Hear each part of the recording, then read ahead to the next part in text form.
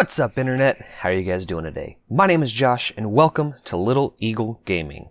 Today, we're going to talk about my personal top 5 favorite build locations here on the Scorched Earth map.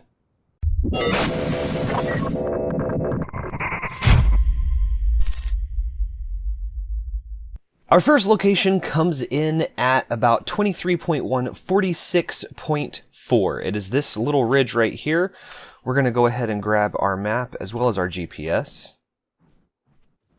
Alright. The main reason why I like this location is because it does have a water vein, which is a vital resource in the Scorched Earth map. And then on top of that, it has very natural defenses. And in Scorched Earth, one of the biggest PvP threats that you face is rock elementals. This build location is more of a PvP or PvE rather location, simply for the fact that those rock elementals could definitely come off of these ridge and into the middle of your base, and then you're screwed. So unless you build large, which would imply that you're an alpha tribe, this particular location is probably not the best for PvP. We will get to better PvP locations as the list goes on. Our second location is at about 56.8, 40.3. Again, it is another water vein. It is not what I would personally consider a PvP location. It's a decent-sized, flat location where you could build off of the water vein itself and then start building a large aesthetic build. If you follow other YouTubers like GG Fizz, one of his builds was actually located here, and I wanted to go ahead and put it in at number 4 because of the fact that it does lend itself to pretty and amazing PvE builds. As we approach build location number 3, I want to point out that this is where we begin talking a little bit more in depth about PvP, where people can build PvP locations and that kind of stuff. So this particular area, I've bookmarked the 73.5, 40.3 right here. This particular location is a popular PvP build site because it affords, I want to say, back in the mountains over here, there is a cave. It might actually be this direction. There's a cave that has access to a lot of late game resources, and PvP players tend to covet this particular cave for its resources. You can see there's a lot of metal, a lot of stone, a lot of sandstone in here. This should be the cave, I believe. I am wrong yet again. There's a cave back here. I promise I'll find it. Give me just a moment. Here we are. The cave is at about 74.8, 33.0 as far as the entrance goes. It's got a decent amount of flat area to build on. And again, really anything around this red obelisk is going to lend itself for PvP building. One of the biggest main attractions for this area, though, is its proximity to the World Scar. And if we go ahead and travel through this cave, we will see that it exits us on the other side, right here, at the entrance to the red obelisk. However, one of the key things about this location, as I said, being near the World Scar, is its ability, or rather, its location affords you the ability to go get little baby wyvern eggs.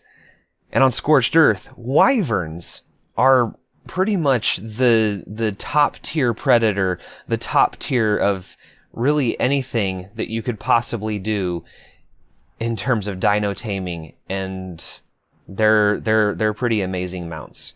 Let's move on to location number 4.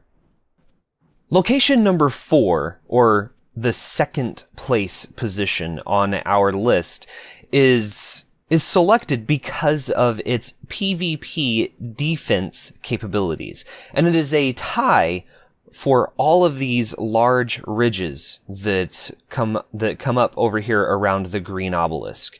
So a few of these that I picked out and I bookmarked are I picked them because of their height and the size that they afford you to build on. So this first one's going to be over here around the 64.764 area. The other two are over here, and I'll show you the reason why these guys, specifically this one right here. This is one, and it's not going to be that hard to find. It's a pretty common landmark. However, it's over there at approximately 54.8 and 80.1.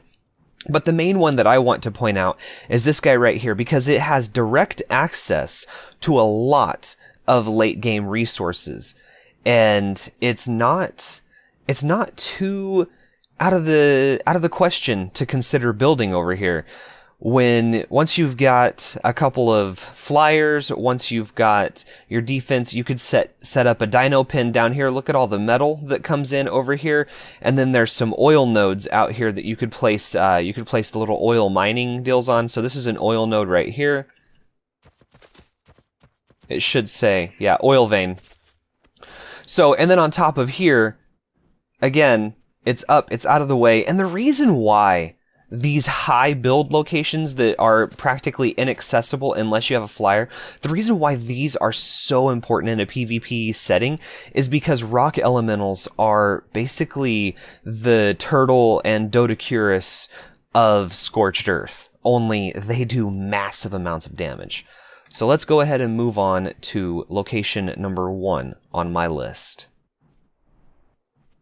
The number 1 spot on my list goes to a location that, if you followed my Scorched Earth Let's Play series, you'll know where it's at. It's over here near the blue obelisk, and it comes in at about 25 on the map. It's a very large, flat location. Once you clear out all of the enemies, once you clear out all of the resources, you have one major landmark that blocks your building. But aside from that, in my personal testing, it's actually quite difficult to get anything up here that is land-based. The majority of the things that I was able to bring up here, I had to use a flyer to carry them up here, and to consider rock elementals, as there's a rock elemental up there actually, to consider rock elementals in order to get them up here, they would have to either ride or put them on follow and have them kind of glitch up the canyon walls. So spots like this to get them up and over, and it shouldn't be too far out of the question for a large alpha tribe to be able to set up decent defenses against those rock elementals. So that being said, the other benefit to this location is its location in comparison to the World Scar. Again, we had one location on the south end of the World Scar, and this location is going to be on the north end of the World Scar.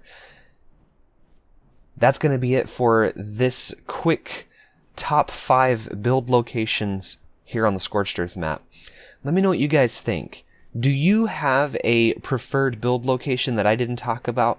The map itself is quite beautiful, and it does afford itself to a lot of beautiful PvE locations and even a lot of PvP locations.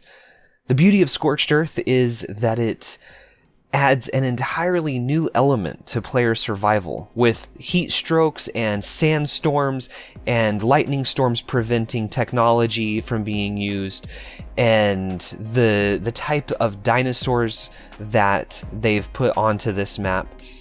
It is definitely a survival in and of itself, just to survive even without the dinosaurs attacking you. But then you add in the dinosaurs, and if you add in other players, this map can be very, very brutal.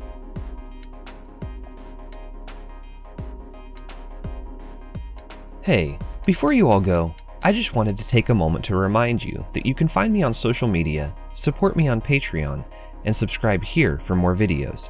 Also, please don't forget to smack that like button if you like the video, and comment down below. Come be a part of the family.